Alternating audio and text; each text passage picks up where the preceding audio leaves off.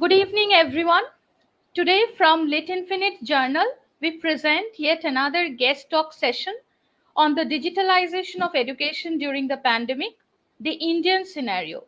Today, our honorable guest is Father Dr. George Thadathil. Professor George Thadathil, SDB, is presently the principal of Salesian College, Sonada, Darjeeling, affiliated to North Bengal University, with its second campus in Shiliguri since 2009. Our guest completed his doctorate from the School of Religion and Philosophy, University of Madras, making a study on Sri Narayan Guru movement in Kerala. He was a junior fellow, Indian Council of Philosophical Research during the period 1998 to 2000 and the head of the Department of Philosophy 2000 to 2009. He has also co-edited the work Communities and Identity Consciousness, South Indian Trajectories, a Madras University publication in 2004 based on his research on community transitions in the last century. Cultural Identity in Nepali Language and Literature, a Salesian College Sonada publication in 2005, and our guest has also edited Subaltern Perspectives, Philosophizing in Context on Asian Trading Corporation, Bangalore, publication 2005. He is the author of Vision from the Margin, published in 2007, and also the co author of Tista on the Run, published in 2016. His latest work is a translation of the life of Brahmarshi Narayan Guru, 2016, from Malayalam, which is his mother tongue, to Nepali, the language of Darjeeling Hills, where he has been engaged in teaching, research, and also administration. So today we welcome our guest, Father Dr. George Thadathil, as a part of this event. Welcome, Father, and thank you so much that you took time out from your busy schedule and uh, agreed to be a part of the show. Thank you so much for coming. Thank you, Sritanvi, and the Lit Infinite Journal team for having me on board this evening. Thank you. It's my pleasure. Thank you, Father. So, we already had an introduction to our guest today, mainly since he has been tackling so many things at a time, being the principal, tackling the administration, teaching, research, part of administration, his translation activities, community activities. So, my first question for our guest today, what I actually wanted to ask was basically about the tentacles of pandemic, how it has affected education over these 2 years, and the sudden digitalization of education. What sort of difference did you find being a part, the head of the administration, running and carrying on with this digitalization of education? How difficult was it for this kind of sudden shift that happened?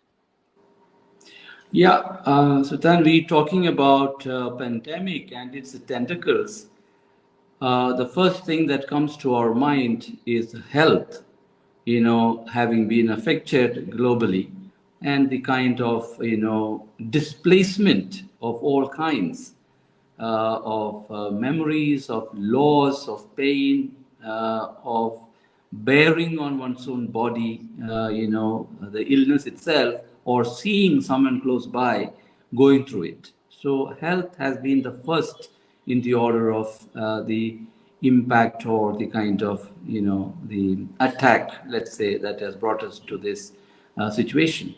And being in the kind of vocation, calling, profession.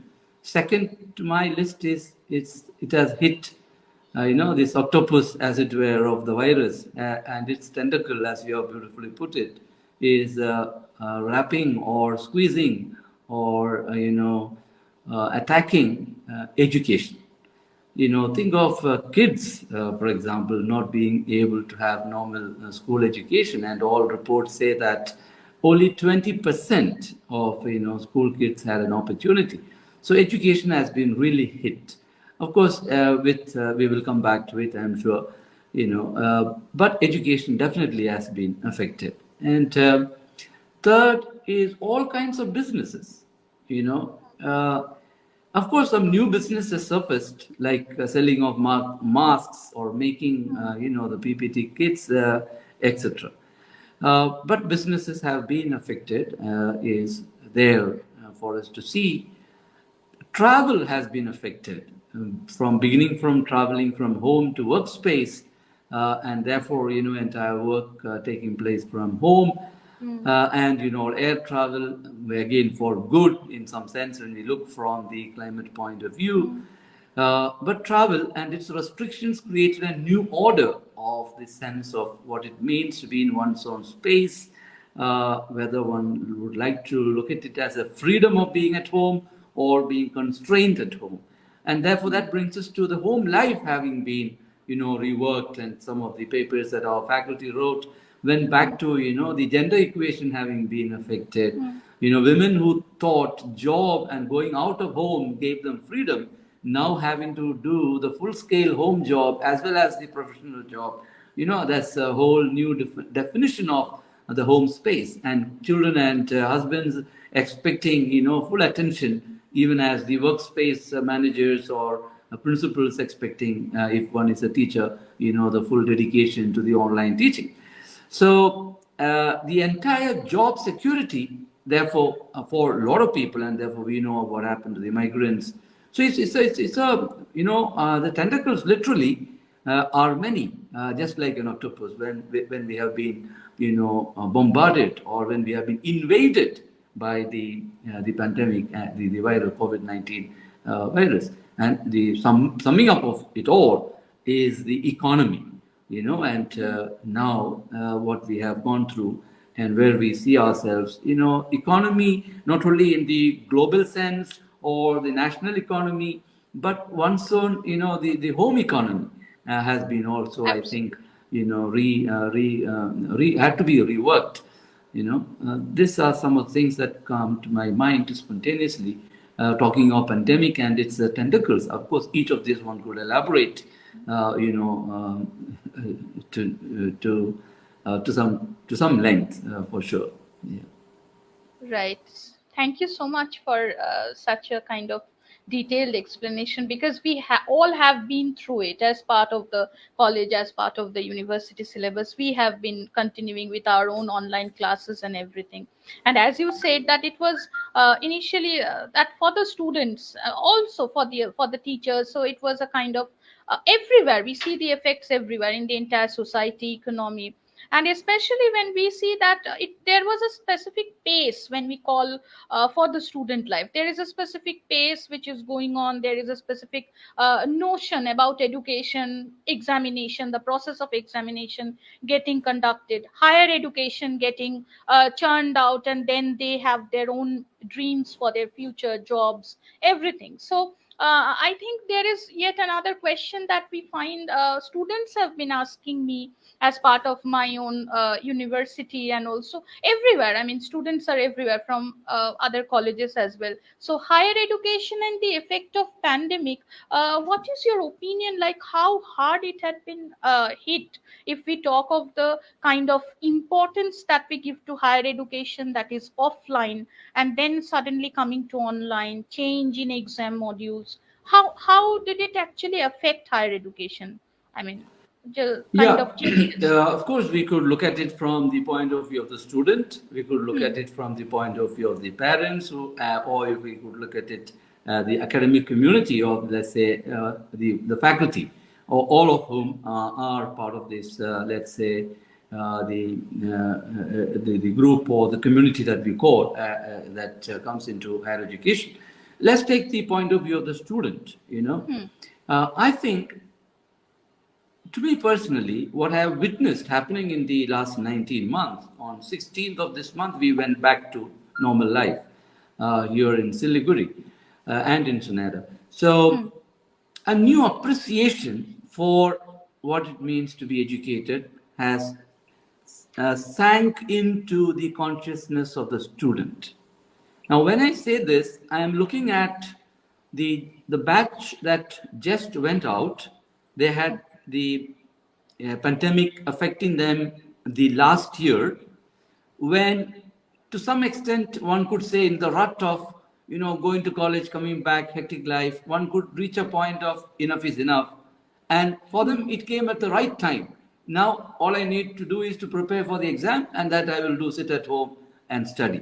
So Hmm. they, I think, would have experienced it in a different way. Hmm. The second years had 1 year of, campus life, and Yes. then the pandemic came. They were, to my mind, the hardest hit. They were just beginning to enjoy, the freedom of, after the wearing out of the initial kind of attraction, just exploring what it mean, what all, in what Hmm. all ways we could play with the system. At that time, it came, and they felt, I think, a little bit choked. Whereas for the first years, they never saw the college campus. For them, it was Absolutely. just a transition from school to college. So they were the best students, as it were. Attendance, if we were to look at the online class attendance, they were all there. They were all years.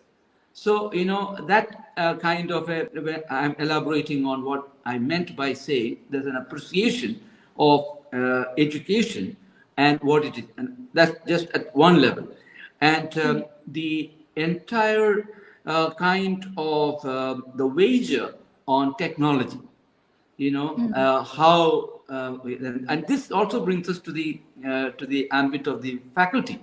We had just done a survey before the pandemic came, and out of 75 faculty, there were 17 who said, I am okay, with ICT enabled teaching, and you do use it, etc. Okay. But for the vast majority, it was not the in thing because they just didn't feel the need for it. But Right. overnight, as it Absolutely. were, one had to take it on. So, how far is technology useful, and how far I need to take it on?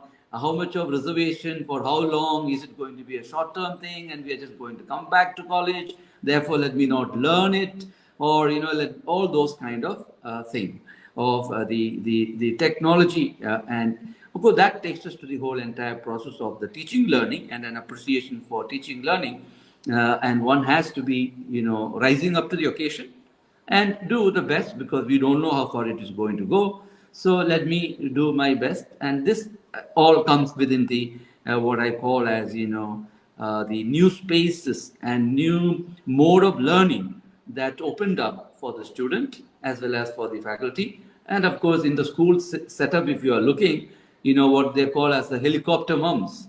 Is the teacher doing it right? The child is sitting in front of Absolutely. the laptop or the mobile, and the mother is hovering behind, both in a way, looking at what the teacher is doing and prompting the student, etc. And in higher education, of course, the parents, we had an interaction with the parents, and they have coming with great sense of appreciation. How the Hmm. faculty, rose to the occasion and did not make the student feel, and from the home, one must remember that they are 24 hours inside. So at Right. least you And this know transition was that, very yes, important. Sudden, and exactly that. also this shifting was extremely sudden. And this transition, I mean, just coping with it, this actually was, I think, that was a major challenge that we all had to take, for the students, for the parents, for the faculty. So, all of us. Very true. Very true. Yes. Yeah. Okay, Father. So we are already having a volley of questions here from our audience. So if we can just, yeah, we are having very active audience today, and they have questions on online and digital education. So can I please take a first question and then move on with our show? Sure. Feel Yes. free. Okay. Yeah, I'm okay. Okay, so we have a question from Mr. Protit Sharkar. He has a question. Could you elucidate on the feasibility of EdTech packages as an addition to the existing degree courses or the general stream of physical institution education? How would parents be convinced to invest and allow for such a hybrid structure given the entire newness of the system? Basically, EdTech packages as an addition to existing degree course or general stream of education. This is the question. Yeah, I mean, you have from Coursera to a whole spectrum of, additional Hmm. information with the certification kind of courses or just freelance kind of learning. Hmm. to company specific and job specific kind of additional programs. Hmm. So whoever is offering it, whichever company, whether it is campus Hmm. tech or ed tech or whoever is coming in, Hmm. to me, in the scenario of the pandemic, when especially there was this gap of not all campuses or all institutions having moved on with the given university syllabus and providing it in the online mode, other than just condensing the syllabus itself and Hmm. Hmm. minimizing it, etc. So that itself created this gap of whoever intended or had the opportunity or the possibility of making the additional learning to come to the reach of the student, being an additional offer. Now, having said that, everyone is looking for the degree, and looking at it at that point in time, or till even now, not knowing how long lasting is going to be the impact. So, in terms of getting the degree, one is still relying on the university certification program and how Hmm. soon that is going to get completed.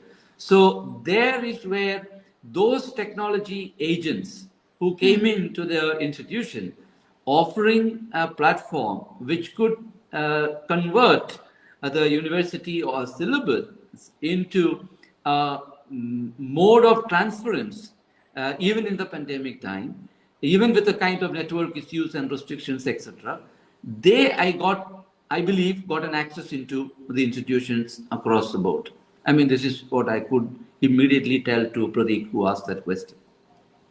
Okay, thank you, Father. I think Protit, you are happy with the answer that you have posted here. So he also had this second part, how to convince the parents to invest, because we are talking about the packages as well, education and also the selling of the packages online and new this hybrid structure. So parents need to be Now, convinced. That is also a Sudhanvi, part. if I purposely left that part out because honestly, Absolutely. where I am positioned, when I said I did not club education and business together, and I don't intend to.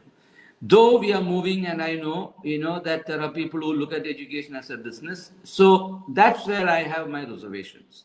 So I can only say that those who need a particular kind of training, Hmm. let's say a third year student, or if he or she is wanting to enter into, let's say, a front office work, and Hmm. finds that the kind of soft skills that Hmm. would have added a kind of a add-on specification to her or his preparedness, Hmm. finds, let's say, EduTech offering something of a crash course in 2 weeks' time. So I Hmm. am sure both the parent and the student would say, okay, this if I do, and I also add this as a diploma or as a certificate to my Right. the university degree, and then I put in my CV for Oberoi to work in, I may Hmm. get the job faster. So, but then that is not to be negotiated. I mean, to some extent, as career advancement, it comes through the Hmm. institution, and institution could do it. And if the information is floated either through the Hmm. institution or in the public domain, Hmm. parents or the students desired would definitely take on people like Pratik offering such services. Right. Thank you, Father. Thank you so much for your answer. So we have one more question. I'll just take this up and then move forward. We have one more question from Miss Audrija Basu. Audrija is asking how feasible is the hybrid structure of education that is now being adopted by many institutes? Because she says the practical classes have started online and offline, and the theory classes are continuing online. I think this is what she has supposed here. So there are different mediums in schools and colleges. Can this be considered as a long term solution? This is one question. Online, offline Yeah, mode, and theory and practical, if this can be considered as a long term solution. This is our question. there are two things to it. First Hmm. of all, both theory and practical, if it can be done offline and in presence, would it not be better kind of debate or the question that one needs to address? And the other issue of um, uh, how long lasting is going to be the impact of this choice that one makes. Um, so where there is the possibility of the education being given offline, I guess that's what students prefer. I'm saying this from ground reality of students who have come back to campus saying, any day, we did a survey already. We want to be together with friends and we would like to meet our sirs and madams and we would like to have, on campus. Now, when we are providing education online, whether it is practical or theory, the language medium is the other aspect that Adrija was trying to address.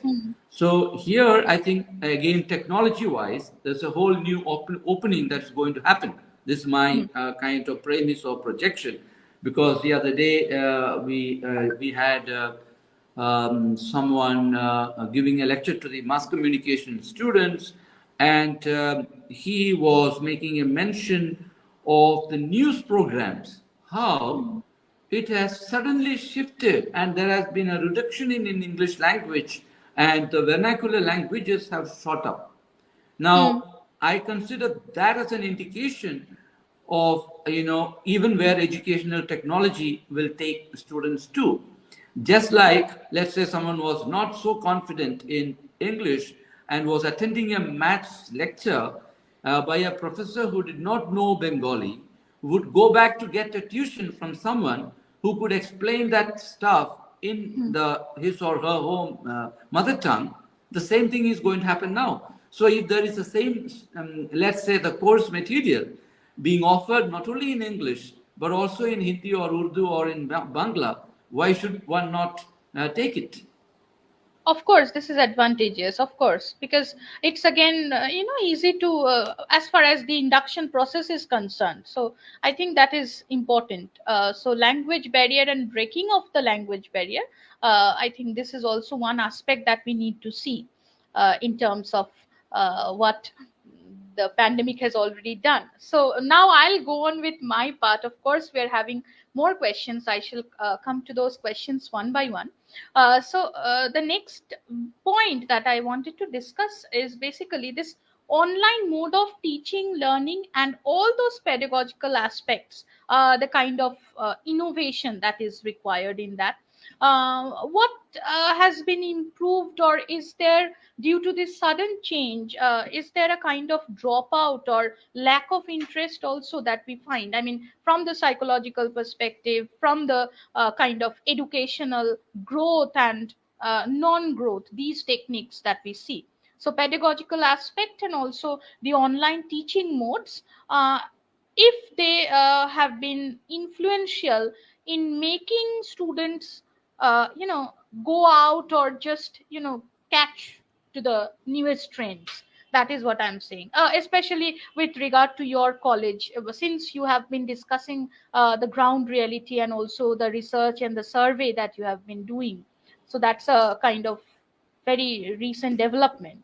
So how they have been doing that?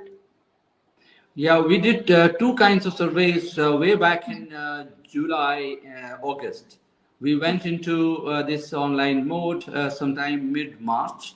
14th, the announcement happened in 2020, March, and 16th, we were already online. So that, and 15th, mind you, was a Sunday. So we had the kind of background work done. We had our ERP, we had our own LMS, and we just decided overnight that we would go on to our LMS platform, and thereon began to give training to the faculty as well as to the students how to get on board. So as usual, all over the world, there was network issues. Not all could have equal kind of accessibility to the what was being provided. And on this, we did a survey of what percentage were using mobiles, what percentage laptop, what Right, percentage right. had desktop, etc., etc., and network connectivity issues, things like that. And in fact, as a consequence of that, we also, thanks to some people who came forward to support us, we gave to 100 women students of the Hills subsidized laptops by November 2020. Uh, then we did a parallel study with our own kind of institution in Bolivia, with Okay. a similarly located, in the mountains of, La Paz. And so we found that the similar kind of problems. In fact, that study of comparing Solution College and the Solution University of Bolivia, that paper which got published was picked up by World Health Organization, and you Oh, will find that as a reference material. And as part of that, we also did the psychological impact on students, right. the stress related, of the kind of, at that time, the fear with regard to Hmm. Hmm. contact, all those. That study was done by the sociology and psychology departments. So Hmm. using this, if we were to go, there was a kind of, let's say, hard reality of problem. It Hmm. was not a perfect situation. Having said that, by the time we reached July, we did an online examination, not only online teaching learning. And we found even those students who were finding difficult, due to network, etc., 94% participated in the examination That's online. great. You see, so which means, of course, it was shorter duration and it was an online, quiz type of mode of exam, etc. Uh, Hmm. just to say that teaching learning is amenable and is transitionable, and that has been our experience. I think that's very well said. Our audience today, they'll just learn so many things, because that part, how it's getting amenable and how we are managing that part is very important. Because as you said in this study, the psychological aspect is very important for the students. What we faced from our part also, this was one common thing. One was about this accessibility, of course. Certain students who are going back to their homes, which are in other states or in some remote areas, not able to access in the hills, especially many happened in Bhutan, in North Bengal, there were students. So there were cases like this, so they were worried about attendance, they were worried about how the pace of syllabus it continues and how they can catch up. So these few instances were of course there. I think this is why we also have a question which you have already answered, but then we have a question coming in from Shriparna Sen. How has the digitalization of education psychologically affected the students of today's generation? So specifically she's asking, so for the student psychological effect. Yeah, my take on this is, I earlier mentioned about the difference between the outgoing third years and the Hmm. incoming first years of last year. Hmm. Now, I want to compare them with this year's incoming students. At least on our campus, just we had a faculty meeting with, out of the 75, 73 present, and nearly 20 departments Hmm. giving a feedback with regard to the attendance, with regard to how they felt coming back to campus, etc. Hmm. And everyone observed a different kind of energy in the student population that has joined us this year. Now, I myself was beginning to interpret or read this. So, coming back to what Sri Parna is saying, so initially those who got hit Hmm. began to have some kind of, anxiety. Now, as it stabilized and the coping mechanisms improved, the students who came later also began to have greater, let's say, stress management technique, as it were, Hmm. or greater resilience to the situation itself. On the one side, on the other, that the later or younger generation coming in, they find digitalization as passe. What we, who have been part of the non-digital world, is considering as something exceptional is not anything exceptional for them. For them, that is the in thing. So that also made the psychological impact in the negative sense less. I mean, this is my reading of from the the context where I am located. Now, that doesn't mean individual cases of anxiety-ridden student or those who have experienced, for example, loss in their own home, or faculty who have experienced their dear ones being taken by COVID Mm. are not really anxious even in coming back to campus, or Mm. the need for taking precautions. All that still holds. So there is a psychological impact indeed. Thank you, Father. In fact, I just wanted to add because we are seeing, if we see 2020 and 2021, this difference, closing of the institutions and also the opening after such a long time. So there is this huge gap.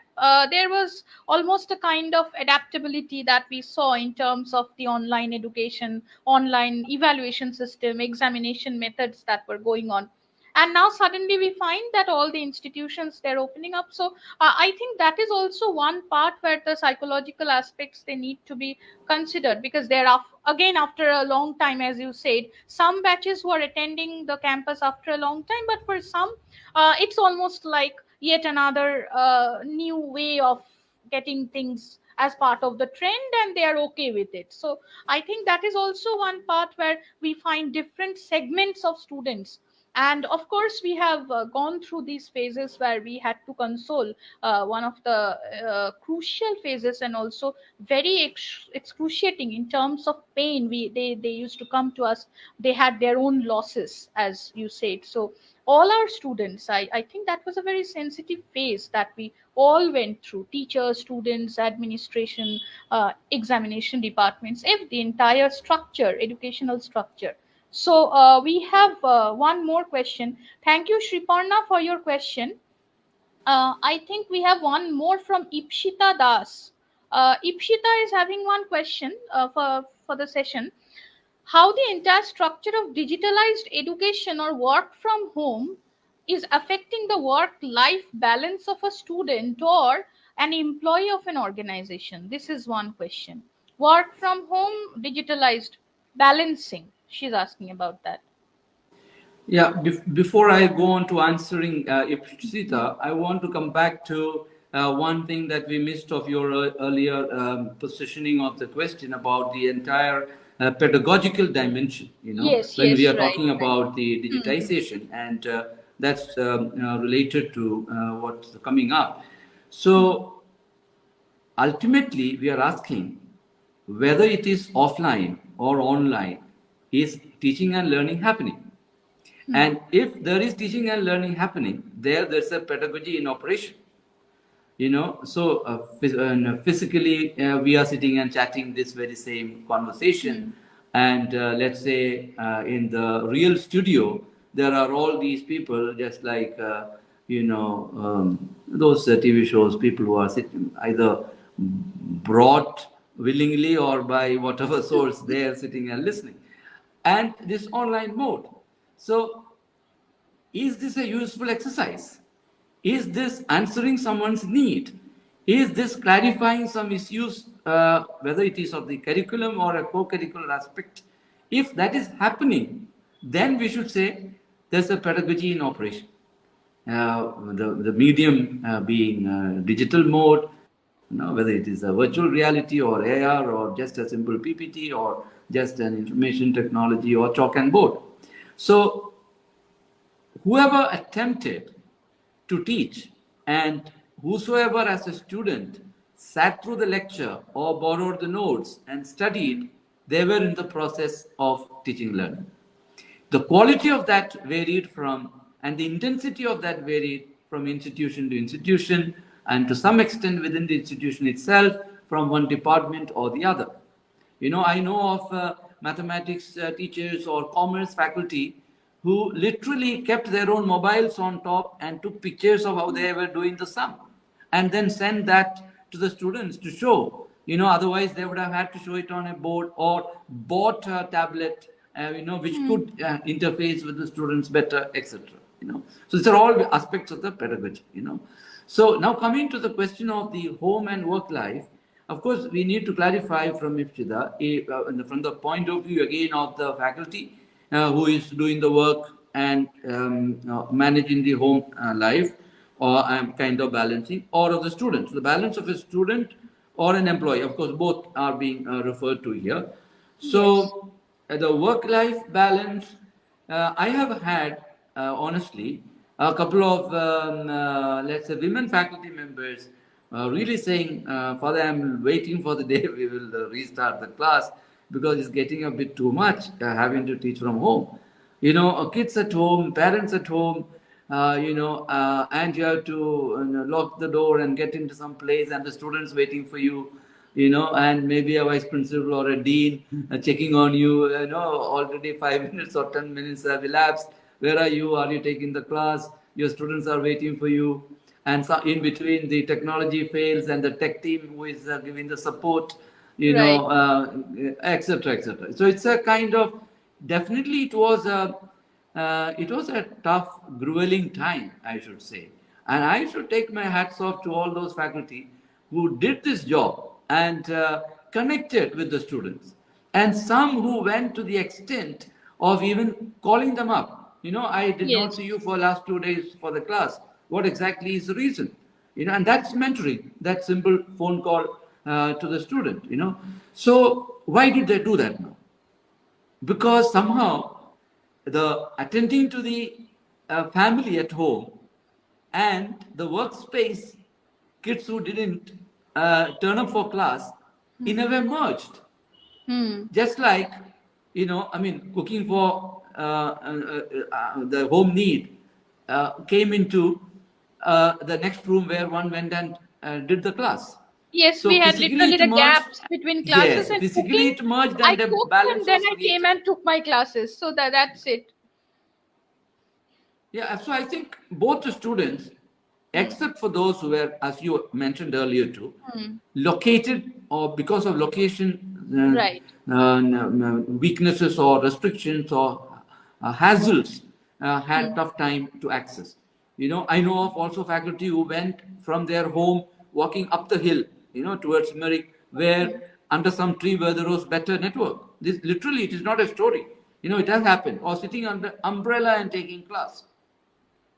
So, this balancing has happened both on the part of the student and the faculty, and probably that's what kept their uh, enthusiasm up, and that's what helped them their normality to be maintained because one was engaged, and someone else was interested in knowing whether you are engaged and what exactly is Right. preventing you from getting engaged.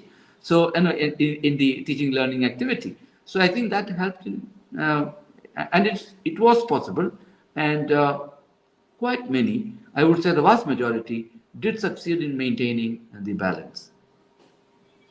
Thank you so much. Shriparna is having one opinion. I think she has written that digitalization have been very hard on both students and teachers, given it makes education a privilege and not a basic human right to have.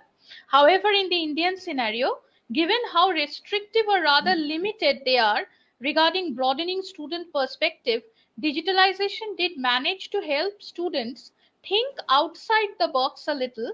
As the questions are more subjective, would absolutely love to know your take on this. She Yeah, has a yeah. long question and opinion. Yes, so digitalization about how it helps students think out of the box, ask questions which are more subjective, broadening of student perspective. She is asking mostly about these. Yeah, and maybe I don't know if Sripanna was referring to whether it is subjective in the sense of it depends on my subjective take or your subjective take on this phenomenon. I, Yes, for one, because she if has it not is taken in mentioned. that Yes, way, yes. Hmm. would say that the blended mode is here to stay and digitization in that sense. And so I would agree with what Sripanna is saying that it made both the students and the faculty to think outside the box. That I need not be restricted to the classroom space in order to connect to my students. Hmm. Okay, for very vital reasons, it is not possible. What's the Hmm. second best? And that second best, which began as Hmm. the second best and a temporary solution, it, even for up till August.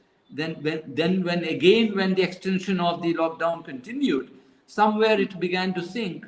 No, I need to pull up and get my system, I need to get a better system to connect, etc., with regard to the digitization. So the technology intervention, the digital mode of teaching learning, both for the student and the faculty, came as a kind of necessary condition.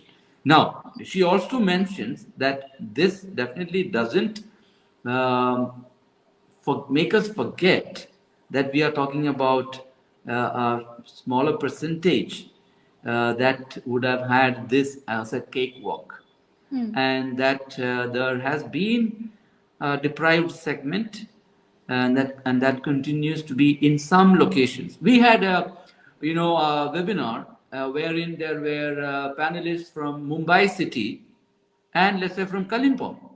And the Mumbai people were wondering why at all there should be anything problematic with regard to the digitization. Right.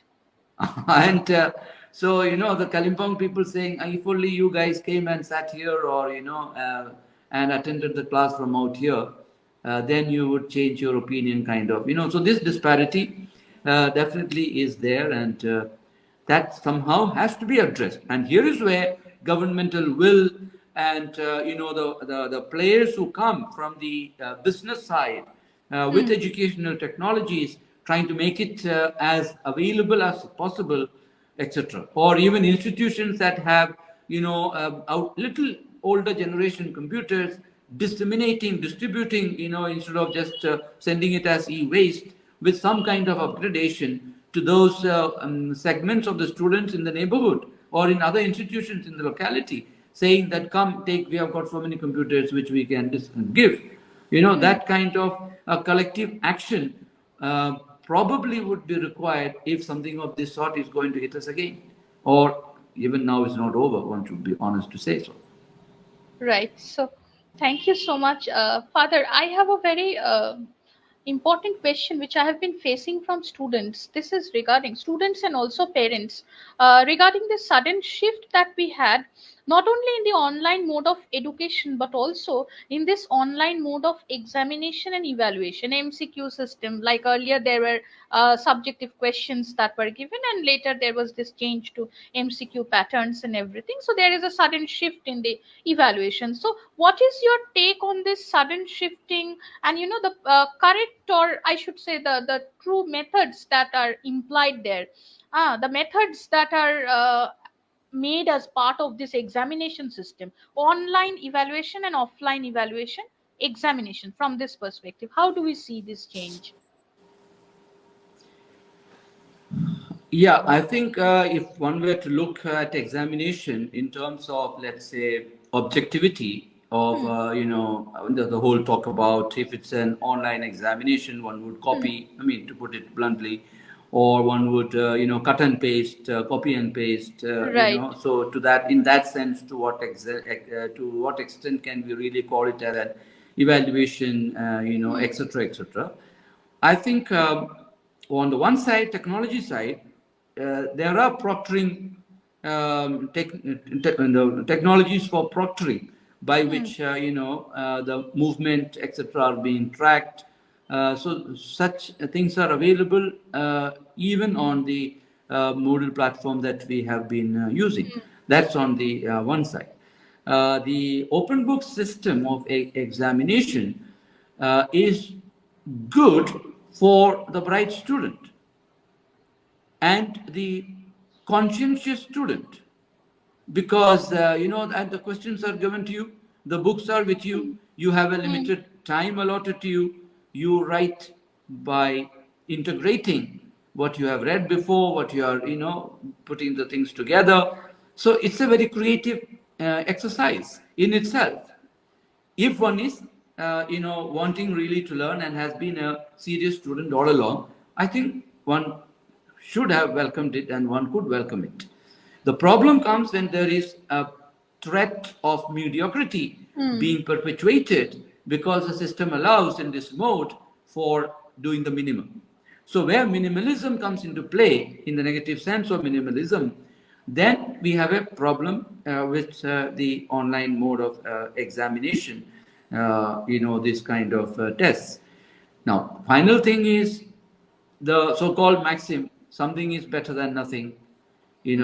So some at that time, if you remember, came up by saying, let's declare one Hmm. 0 year, as if nothing happened, and go back, so that Yes. so here it has been a kind of in between kind of an option. So those who Hmm. have the will, determination, there's also some kind of a basic technology being provided where you collect the answer script, take it home, write and submit or upload assignment. All this we have in our Hmm. West Bengal universities tried out with less or greater effect. And of course, everyone got pass mark or more marks, so everybody is happy. And then again, what's the next step and how far you are going to gain from it, etc., etc. So in itself, I think this came along with the package, just like the pandemic and the lockdown, that you have an open book system or an online mode of examination. But there Yes. are possibilities of doing it in its rigor. Is what I would like to say. Thank you so much. We have one more question from one of the attendees today, Ayushmita Snai. Ayushmita has a question.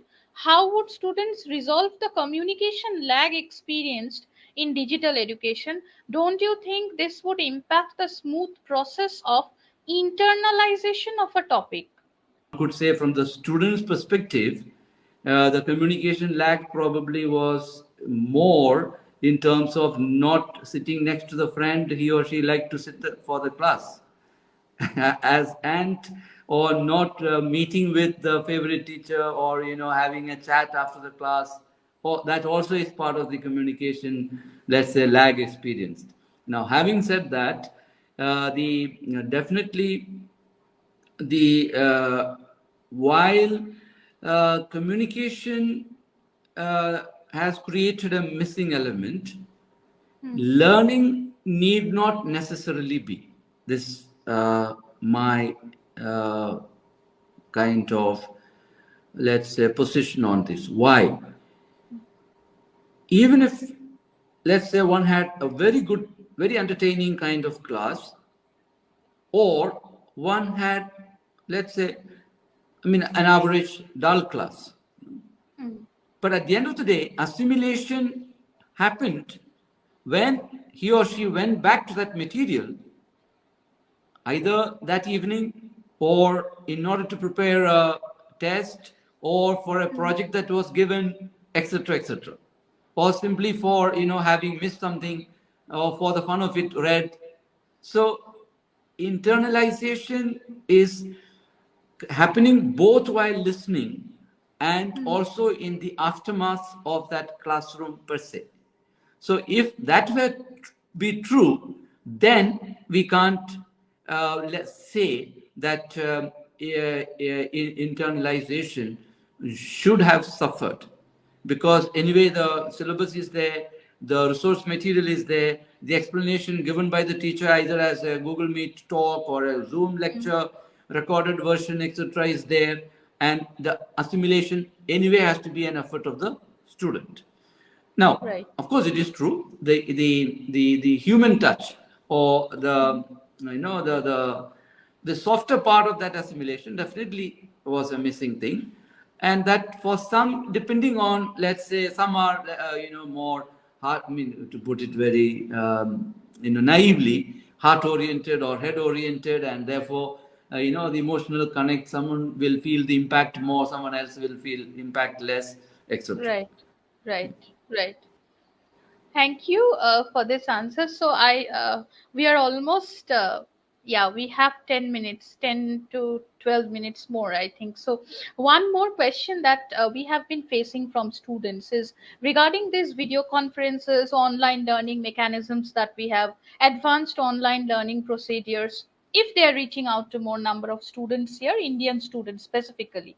For the Indian scenario, if students are asking us, considering the traditional system of learning and then this entire online mode that is going on, how effective do you think they are in terms of job and placement, like future placements, jobs, and online modes, like how they are taking them to this job sector? Is there any difference that we find, this especially this 2020 pass outs or 2021 What about the placement and job scenario, especially the Indian sector? Job markets, I don't know if I am the right person to answer that part of the question, but from the kind of few industry partners that we have and their kind of engagement to give additional information, especially for technology based students, because most of the undergrad students from our kind of campus go into higher education, some go into their own family business. So these are, let's say, all assured spaces of continuity. Um, as regards the mode of, the platform, the mode of teaching learning, and the usage or reliance on the software, learning mechanism, learning management systems, I think in these matters, I think we, on the whole in India, have seen a number of players coming up in this last 1.5 years. That shows that our IT sector is to some extent a robust sector, despite maybe the best having, as part of the brain drain, gone to better sources or better places, the greener pastures, as it were, in other countries. But we also have, I have, for example, we started out with Campus Tech E-Pashala Group, an young man who left his job in the US and came and started even before, 5 years before this present scenario. Seeing the possibility. So that's just one individual, but across the country we have now a lot of technology solutions that can take care of this need for transition. My belief is that this blended mode of teaching is going to stay, in the sense that even if we are back to normal kind of situation where there are, let's say, too many students, or one has to show a video Hmm. and have a discussion on that, why should all the students be sitting at home and sitting in the classroom and watching that movie? Hmm. Each one could. And why should the class of that kind be only within the class hours? Between the student and the teacher, one could set up a timing beyond the classroom hours and Right. say, okay, we will have this continuation of this discussion, from 7 to 7:30. Or you watch your movie late night between 10 and 11, but morning when we come to class, we are going to have the discussion on Hamlet or Othello that you are expected to Hmm. have watched and come. The readiness to do that and the preparedness to do that has changed as a result of what we have gone through. I'm giving an example. One could, Yes. and if one is in management, the entrepreneurship activity, and the kind of connectivity that one could have of showcasing them without having to travel. That we have had students here organizing programs for which people from Christ University, from Mumbai, and Hmm. from St. Xavier's participated, and organized by the students of Salesian College. A number of online events. So the exposure that the student gets to showcase his or her talent and creativity has exponentially grown as a result of what we have gone through. Thank you so much, Father. We have one, I think this is a very long question that has been put forward by Prerona Maiti. Shriparna has pasted this here from Prerona Maiti. Prerona is asking, instead of making education system online in the middle of a pandemic that hasn't been gone completely, and there is a huge chance of relapse also, as the statistics are still very concerning, why cannot we focus on adjusting instead of holding on to something of the past so regressively? I personally feel if the government has enough budget to conduct pujas so elaborately, why can't we focus resource on making digital education accessible? This is one part that she has raised, and also included about this Darwinian principles, evolution with time, change, survival of the fittest. I'm not going into those details, but she says that making human beings animals from a social animal, we can just do what Mohiner ঘোড়াগুলি says, সুদিন কাছে এসো ভালোবাসি একসাথে, এই সব কিছুই, taking all these positives and negatives together. Sorry if I'm being a bit emotional in the end, but wanted to add a touch of optimism here. Prerona says. I en masse endorse Prerna's take and orientation. I think as human beings, we can never say that the past was the best. The best. We can Hmm. never afford to say that. Then we are belying or belittling human intelligence itself. So, if there was a time when papyrus or palm leaf writing, was a threat for those who believed that anything to learn had to do only with human memory, Hmm. or a printing press was decried because people thought now there will be no more learning because people only keep to carry the book around. Then, similarly, the arrival of the computer, nor can the digitization be seen as something that is detrimental to human progress and growth. And I think that's what MIT is trying to say, and I fully endorse it. Yes, Prerna says she actually takes in this essence of survival, and actually takes in the case of Darwin's situation where human beings are constantly evolving. So she has taken this, the technology part, and how as human beings we are also evolving. So we are almost heading toward the end of the show.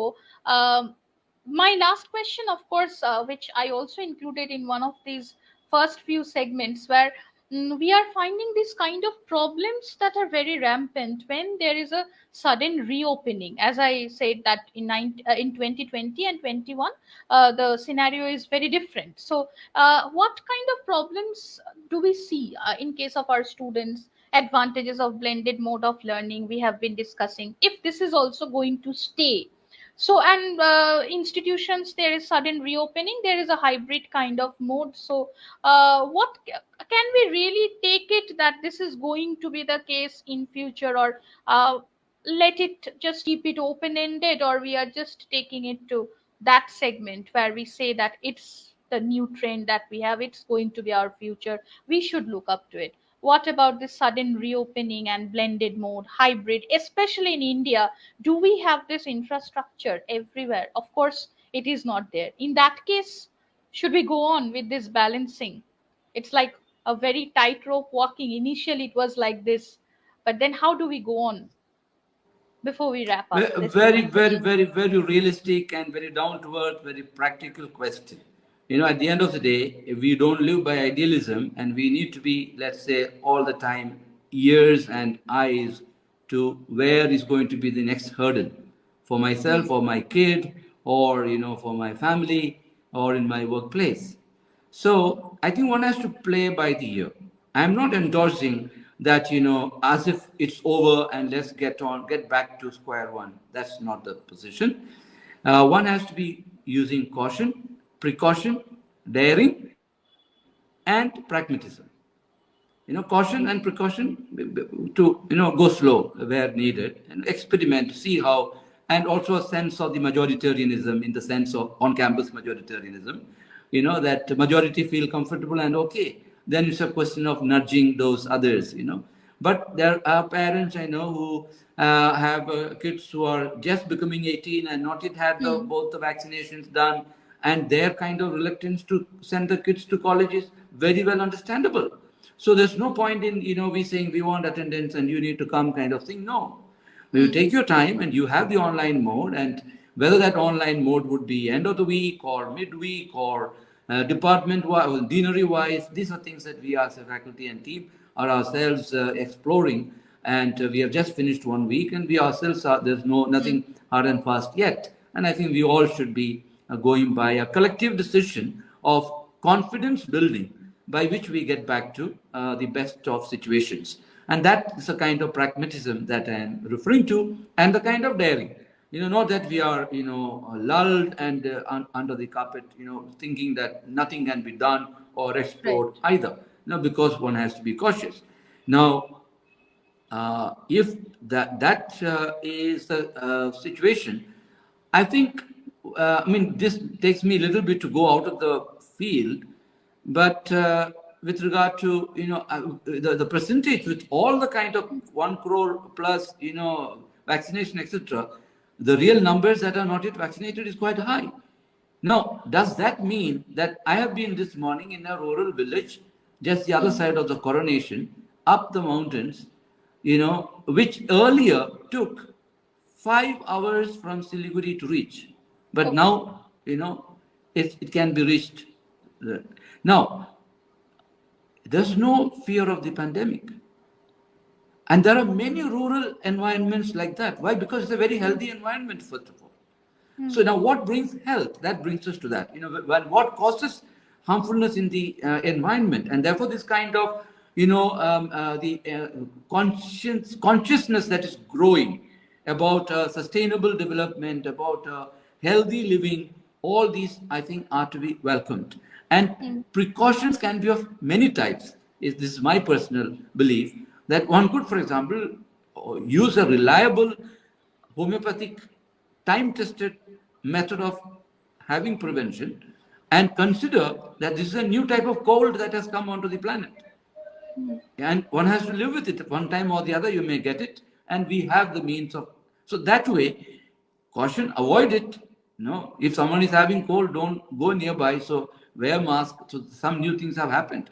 So these kind of precautions are also part of the pragmatism with which I think we can move on and come back to teaching learning, to the pedagogy that should be happening.